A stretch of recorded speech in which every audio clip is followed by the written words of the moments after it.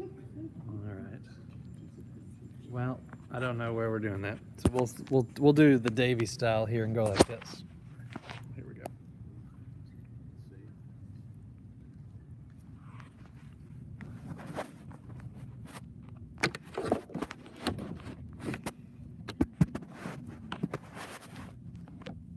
Let's see if that works. Okay. YouTube changes things on you. So as soon as you figure it out, then they change it, and you hadn't figured out the new way to do it. So, sorry about that. Sorry for those of you watching online. It's a little bitty Taylor today, but that just makes it more life size. So, it's good to be with you tonight. All right, Acts chapter 8. We're going to start at verse 26. Now an angel of the Lord said to Philip, "Go south to the road, the desert road that goes down from Jerusalem to Gaza." So he started out, and on his way he met an Ethiopian eunuch, an important official in charge of all the treasury of the Kandake, which means Queen of the Ethiopians. This man had gone to Jerusalem to worship, and on his way home was sitting in his chariot reading the book of Isaiah the prophet. The Spirit told Philip, "Go to that chariot and stay near it." All right. So we'll stop there for just a moment. One, we pick up here. This is often called Philip and the Ethiopia, but the driving character at the beginning, who is the driving character throughout the book of Acts, is really the movement of the Spirit. And the Spirit initially shows up as an angel, right? The angel of the Lord commanded Philip to go south. That word that is translated south there can also be translated at noon. So most translations use it as a directional term. You'll find a handful of Bibles that translate it at noon. Carries a little bit different meaning. If it's at noon, it's a little bit like the woman at the well story, that at noon, lots of people are not traveling because it's what? Hot. And so this might have initially been a strange command, but Philip doesn't allow the strangeness of it to cause him any hesitation. He actually immediately does what the angel instructs him to do. It is in the book of Luke and the book of Acts, angels announce God's new work. So when God is doing something new that people are not aware of, God will often send an angel to redirect them. So even think about the coming of Christ. This is something that people were not ready for. And so at the very beginning of Luke, who does an angel show up to? Mary, right? To say, I'm doing something new. And then you also get the Spirit or angels showing up to rescue people in need. And so in the book of Acts, you get both of those. Sometimes angels show up. I know these are our Sunday school lessons are about angels these days. So you pick this up here in the book of Acts, that in the book of Acts, angels do really one of two things. They either announce instructions to the disciples or they rescue them. They're stuck in jail or some other place and an angel shows up. But even, we saw a couple of weeks ago, when the angel rescues them from jail, also usually has some instructions. So rescued Peter and John from jail, but says, hey, I need you to go right back to the temple and start preaching again. So this is part of it. We see that the angels are helping the early church to know that Jesus was actually serious when he said, you're going to be my witnesses in Jerusalem, Judea, and Samaria, and to the ends of the earth. He commanded that, but they don't get to it very quickly in the book of Acts, at least spreading out. So here we see where they're beginning to spread out at the angel's direction. Now, you may not have touched on it long last week, because it's just kind of the way the chapter ends, but they were getting there, because we find out in chapter 8, verse 25, that Peter and John had begun teaching in some Samaritan villages. So they were beginning to stretch out in obedience to Jesus' commandment. And so now Philip is really even doing more. He's leaving Jerusalem on the road headed down to Gaza. So obviously, we all know where Gaza is now. So this is the same place. So everything you're seeing in the news right now, this is where Philip was, on that road that runs down really the Mediterranean towards Egypt. So that would have been a major trading route. It would have gone through the desert, so it's not like it was a road. There would have been stretches of that road where there was nothing on it, but it was a major trade route connecting, say, people in the north, which in that time would be Rome, but in previous days it would have been connecting, like, say, Mesopotamia, Syria, and places like that to Egypt. And that was both a road where lots of trade happened, but it was also the road where all those armies would march back and forth over Israel as they were attempting to conquer each other. So Egypt is always fighting with whichever empire was forming to the north, whether it was the Assyrians or the Babylonians or other folks. And so this is all happening along that stretch of road. And on his way, Philip meets an Ethiopian eunuch. Now, this man would have stood out for lots of reasons, okay? One, he was Ethiopian. And so it wasn't that Ethiopians were completely unknown in Jerusalem. We know that the Queen of Sheba came to visit Solomon. So there was trade that was happening between these companies. Remember, Africa had not just Egypt, but the Kushite Empire was an enormous empire. That's the Ethiopians. And so they're mentioned several times in the Old Testament. And so they would have had interaction with Ethiopians, but still, he would have stood out there on a road in Gaza. Also, he's in a what? A chariot. That would have made him stand out. What were most people doing? Walking, right? Philip walking, right? I mean, everywhere Jesus went, he did what? Walking. I mean, it's really a rarity when he says, okay, you're going to go into this town and there's going to be a colt and you're going to bring it to me. Those are the exceptions. Jesus walked everywhere. People walked everywhere. That's what they did. And here you have an Ethiopian who has his own chariot. So he was a man of great means. In fact, I listened to a preacher preach this passage not too long ago, and he was talking about he didn't just own the chariot, like, you know, he's sitting and reading while it's moving, which means is he driving the chariot? No. So he has a driver. So that puts it into perspective, even in our culture, right? If you got a driver, you are what? You are wealthy. That's right. You know, and so this is that. Now it's interesting. He's wealthy, but he's also a slave. He's a servant. A eunuch, I don't have to go into all the graphic details, but they would have served in a very specific place. Here he's serving with the queen in her household, and that's where eunuchs would serve. So eunuchs have had things done to them so that they cannot produce children, and that reduces their threat to a queen. We see this in the Old Testament in the book of Esther. So when you're studying the book of Esther, the people taking care of her were eunuchs, okay? So this man is just an interesting mixture of, on the one hand, he's very wealthy. He has, even though he's a servant, this is kind of foreign to us because of our concepts of slavery based in our country. But in the ancient world, you could have slaves who also owned property, who could accumulate wealth. And if they were a slave or a servant of a very high official, they actually had a lot of power in the world. But they were limited. This man could not have a family. That was the whole point of a eunuch. And so in the ancient world, really, the way you thought of your future was through your children.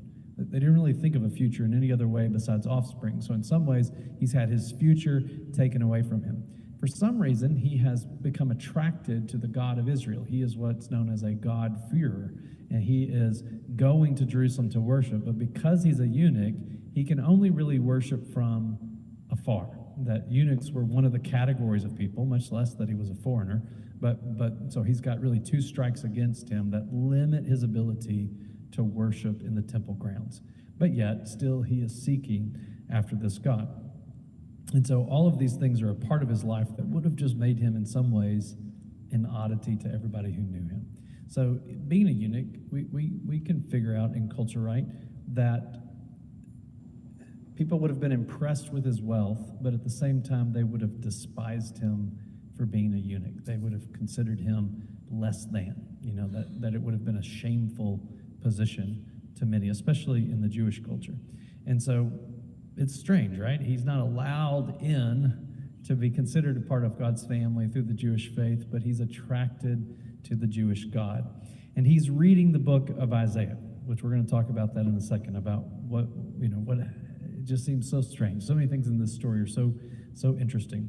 But here, the Spirit tells Philip, go to that chariot and stay near it. I love it, because he doesn't initially tell him what to do. He just says what? You got to go get near. This is lesson number 1 in evangelism, okay? You got to get near lost people, okay? We can talk about evangelism all day long. I can go to evangelism conferences at Wheaton College. I can do all those things, but if I don't actually get near to some lost people, am I going to do a very good job at evangelism? That's one of the hardest things as a pastor. I'm always stuck around you guys, right? And so trying to be intentional about sharing lost people, but also, right, this is going to be a very quick conversion story, but there's still a principle here. You're going to go and you're going to get near. And that means that an opportunity might not happen right away, but you're only going to know about the opportunity if you do what? Stick near, right? This is a challenge for us. We know even in Jesus' coming, right, he's considered a friend of sinners, right? So there's a challenge for us if we're good, respectable church people. That what does it mean for us to be a friend of sinners? What does it mean for us to draw near to people who don't know Jesus and to stay near to them? So Philip does this. In fact, he runs up to the chariot. It's a wonderful statement of obedience. So we pick that up in verse 30. It says, "Then Philip ran up to the chariot, and he heard the man reading Isaiah the prophet. And he said, 'Do you understand what you are reading?' Philip asked. 'How can I,' he said, 'unless someone explains it to me?' So he invited Philip to come up and sit with him. This is the passage of Scripture the eunuch was reading. 'He was led like a sheep to the slaughter, and as a lamb before its shearer is silent. So he did not open his mouth. And in his humiliation he was deprived of justice. Who can speak of his descendants? For his life was taken from the earth.' The eunuch asked Philip, 'Tell me, please, who is the prophet talking about, himself or someone else?' Then Philip began with this very passage of Scripture. It's just such a rich and wonderful story. So you got Philip running up to the chariot. I don't know if he's having to I don't know if the chariot is sitting still or if the chariot's moving and he's got to stay near. He's got to keep running. It requires some effort either way. And he hears this man reading. Now that may seem strange to us. We tend to read silently, but in the ancient world they didn't read silently. They read everything out loud. If you read silently, they would have thought you were crazy. Or a witch. People read out loud. That's how they did it. And so he's either reading it out loud or somebody else in the chariot is reading it to him. And Philip hears this and he thinks, well, this is an immediate opportunity, isn't it?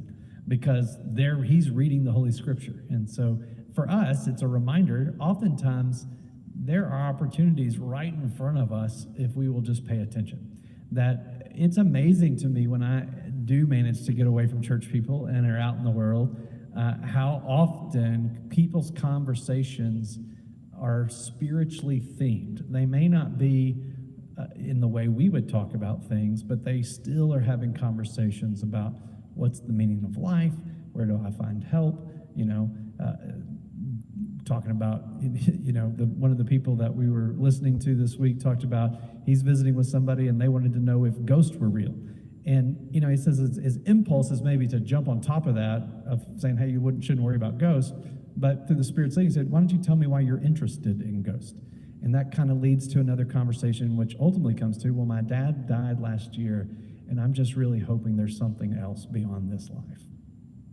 Well, there's a spiritual conversation, isn't there? And so very often we're much closer to a spiritual opportunity we're much closer to an opportunity for a spiritual conversation than we realize. And here he shows up, they're already reading Isaiah, so that's pretty close. So he just says, hey, do you understand that? And notice he didn't jump in preaching first. He just is engaging in conversation. Are you understanding this?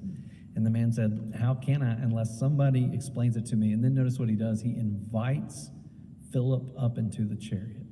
This is a wonderful thing for us. If you did our book study a couple of summers ago, we did Sam Chan's book, How to Share Jesus Without Being That Guy.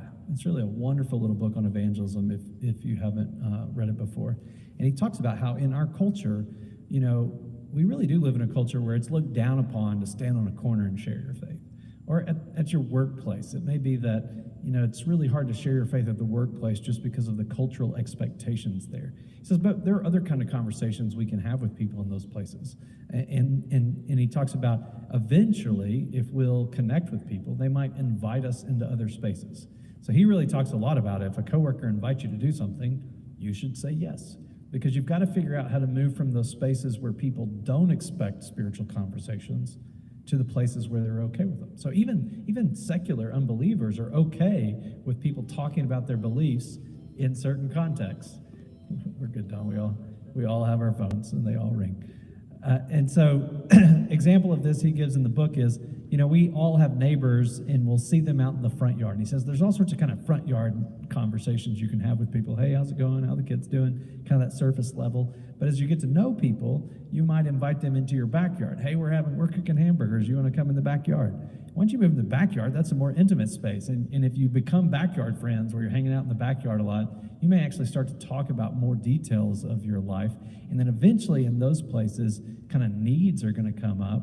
And then you have a better opportunity to just talk about faith in ways that are not obtrusive, but say, I've had something similar with my kids. Do you know what helped me in that situation? And you may be able to talk about your faith there in a testimonial sort of way. Because our culture is okay with people having their own personal beliefs, right? So if you're doing it that way, it's not as threatening. And then sometimes we get invited, he talks about even more intimate spaces, say a living room or a dining room. We just live in a culture that, we don't invite people inside our homes very much. And so if you're invited inside somebody's home, this really is a place where we're in a better the kind of relationship we can really begin to share our faith in ways that people will probably hear.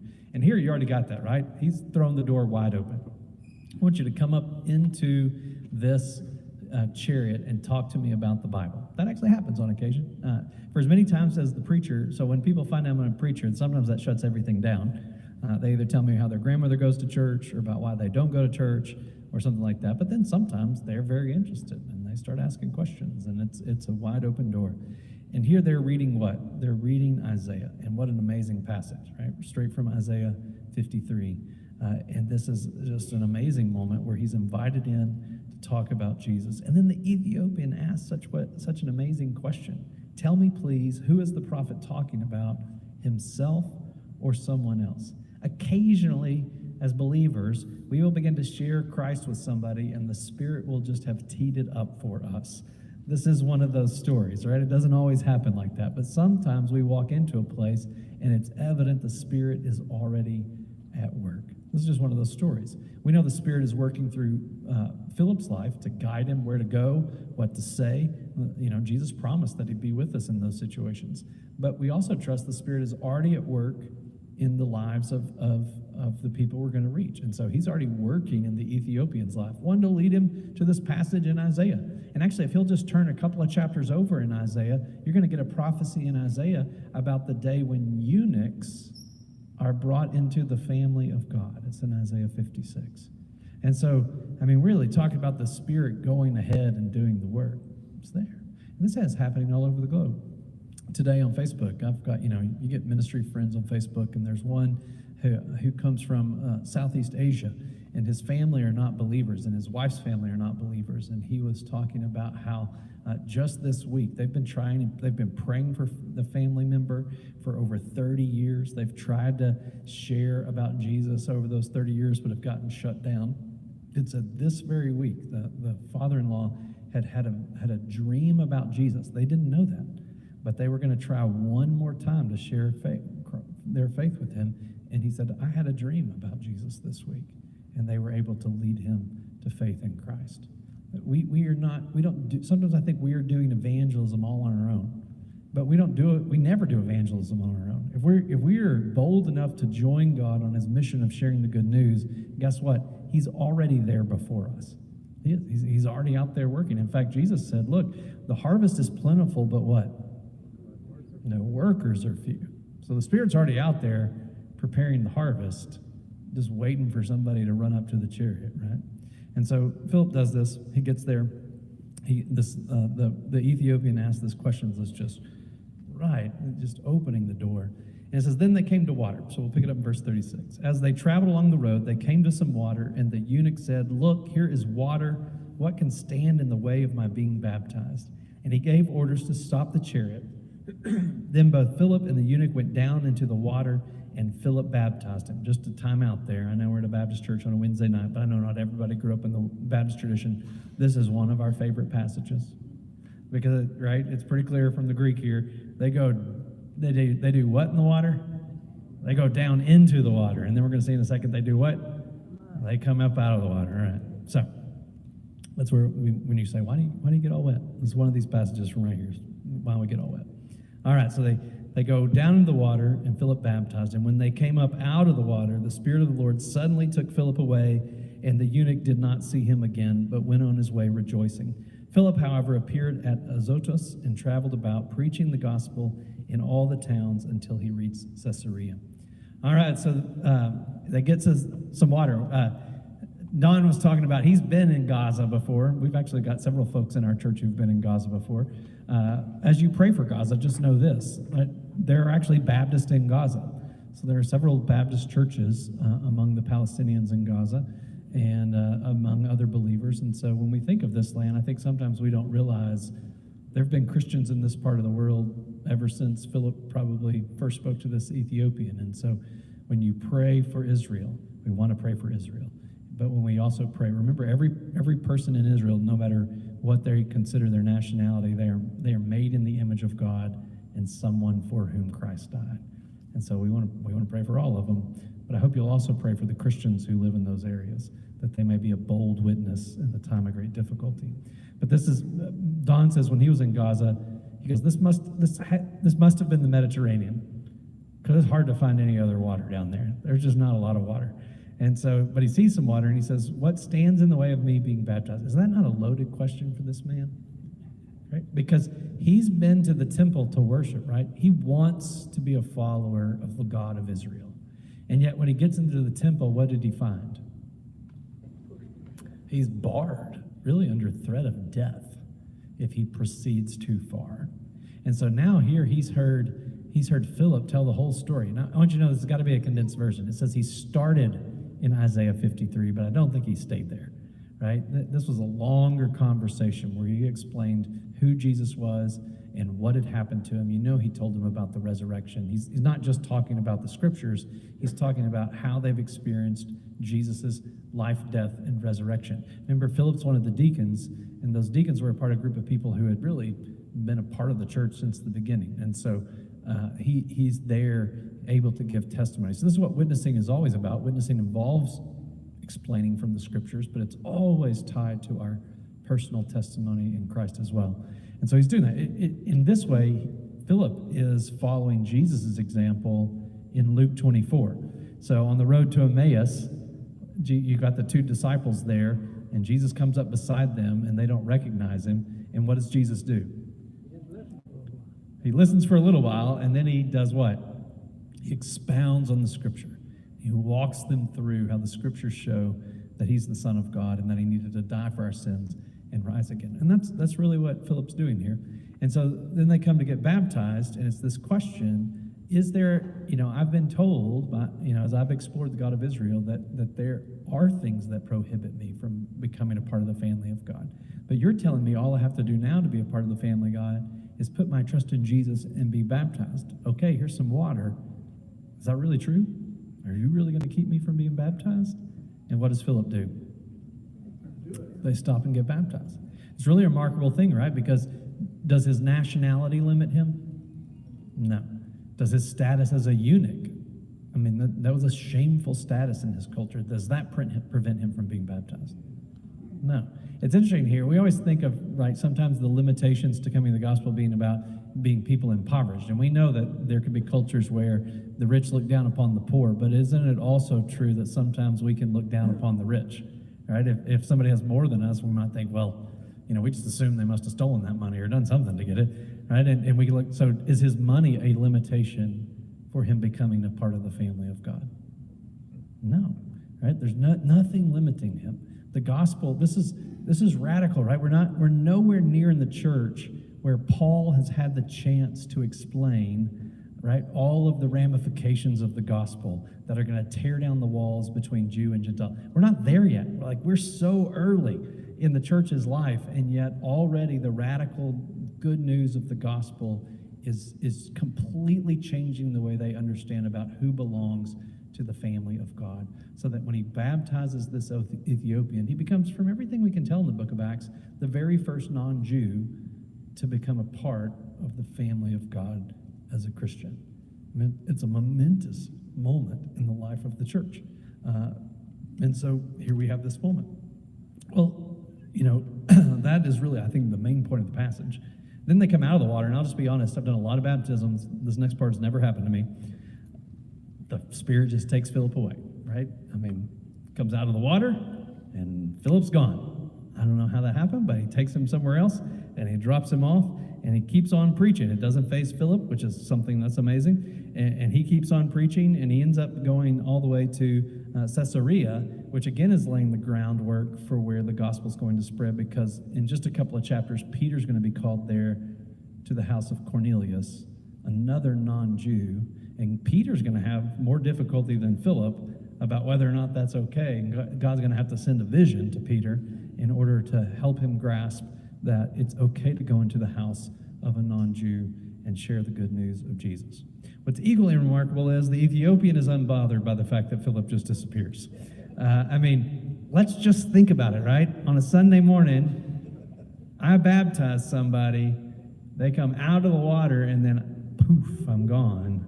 I'm guessing there's a commotion, right? For the person in the water, for everybody watching, but the Ethiopian is unbothered. He instead goes away rejoicing. And really, this is the radical nature of the gospel. So I think because of our cultural differences, we don't understand how radical it was for somebody who could not have a biological family to now be grafted into the family of God. Their culture, again, in the way they even thought about the afterlife, was tied to the having of children. It wasn't that you got an afterlife through your children, but the very way they kind of conceptualized what does it mean for my name and my life to go on and on, it was very tied to children. And so if you didn't fit that category, you were, again, it's hard for us to, I think, understand the shame and the sense of being an outsider and maybe the sense of hopelessness that was attached to that. And now here he is made a part of the family of God. And we can assume that the rejoicing was in part because of that, mostly because his sins were forgiven. And we assume that he took the good news with him back to Ethiopia. In fact, the Ethiopian church traces their lineage all the way back to this man. And there's definitely evidence that Christianity has been in Ethiopia a long, long, long time. And so just a powerful passage, isn't it, about the work of the Spirit. We may think, well, why doesn't this kind of stuff happen today? If you visit with missionaries who are in parts of the world where the gospel has yet to get a foothold, you actually do still hear stories like this. You hear stories about them showing up to a place that has never heard of Jesus. The gospel's never been proclaimed, and somebody will meet them from the village and say, essentially, are you the ones here to tell me about Jesus? Because they've had a vision of Jesus. God has shown up to them in a dream. An angel has shown up.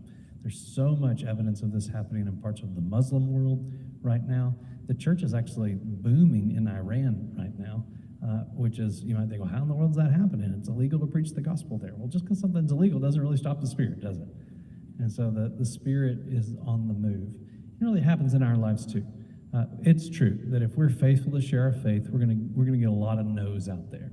We live in a culture where a lot of people think they don't need God. But here's the thing that I think we don't realize. There's a lot of people out there that are finding their secular lives lacking. And they don't always broadcast that. And so sometimes we have to be willing to draw near to them. And if we draw near to them in due season, we might overhear something in their conversation that lets us know that they're not as sure about their secularism as I maybe thought they were. And there are open doors for sharing the faith. But again, Philip's a great example. We can't do that from a distance. You got to draw near so that we can be a part of their lives. And when they invite us in, we got to be quick to say, I'm going to go take a seat. I imagine for Philip, right? Philip's a good Jewish person. The very fact that he gets into the chariot in his culture would have made him unclean, would have also made him unfit for a certain season for temple worship. How many of you sometimes get nervous about hanging out with non-Christians because you just think, well, I'm not really sure what that's going to be like? I mean, I know we don't all have the same backstory. My backstory is I was at church every time the doors were open, right? I mean, and my parents warned me about the people out there, right? Now, who are you going to hang out with and all those things, and that's good. There's certain times in your life where you need to worry about that. But I mean, if I can't keep following Jesus at this point because of peer pressure, then I shouldn't be doing what I'm doing, right? I'm 45 years old. I've been doing this a long time. If I go hang out with some sinners, right, then I shouldn't be overly worried that that's going to lead me into a life of sin because of all the other good relationships I have with believers. Right? I'm not needing them for my social well-being. But what does it mean to go hang out with sinners? Do you think, we're going to jump out into questions here in just a second. All right, let's just say you got a report next week that the pastor was down at the bar with a bunch of people, and it looked like he was having a good time. I mean, it could cause some issues, right? And I'm not saying we need to go to the bar. There are other places to meet sinners. But you got to be able to draw near, right? You got to find places in your life where you can, and sometimes, right, the angel shows up and commands you to go. We got to have our ears open to say, if I'm struggling to have relationship with sinners, what does it mean about where I spend all of my time? Do I need to maybe drop something in my life so that I could go somewhere? I put it this way. My daughter is at A&M now. It's a wonderful school. It is filled with Christian students, which means you can go to a Bible study every day of the week. In fact, you could go to multiple Bible studies every day of the week, right? And even here at church, we've got Bible studies almost every day of the week. You could go to a Bible study almost every day of the week, and it's wonderful. We need to study the Bible. But what's the problem if you spend all day, every day in Bible study with other Christians? You're not going to have opportunity to talk to non-Christians. And yet the essence of our faith is not just to know God, it is to make him known. And so I know this is a radical concept, but if you don't have any if you don't have any unchristian friends in your life, and yet all you do all week, every day is go to Bible studies, here's a radical suggestion. I mean, if you're topping, 4 or 5 Bible studies a week, I know this sounds crazy, what would it mean to go to one less Bible study and put some other activity in its place that lets you interact with some non-Christians? Now, again, I was using the bar as an extreme example, right? It could be, for me right now, it means I'm going to go to every one of my kids' athletic events because there are other parents at those athletic events. And it just gives me a normal place to meet other people, and they don't get overly bothered by the fact that I'm a minister. They're just one of the other kids' dads, right? And it lets us have conversations and get to know people. But I'm already thinking about the fact that my kids are going to be out of the house totally in a year and a half. And I'm going to lose that as a place where I get to know my neighbors. And at that point, I'm going to be really in danger of only spending time with you. And I like you. So that's the part of the danger, is I like you. And it would be easy for me just to spend my time with you. But that's not what we're called to do. We're called to be intentional about connecting with other people. And so Philip gives us that example. So you got a set of questions. Answer those if you want. You may also answer the question, where in my life do I draw near to unbelievers? Now, some of you, I know, you're like, I go to work, Pastor, every day, and then that place is filled with unbelievers. You should come hang out with me. Well, good. Sometimes people complain about that. They're like, Pastor, they want to get away from their workplace to someplace else, but sometimes if that's putting you in contact with unbelievers, that may be the very place that God wants you to be. So think about that as well.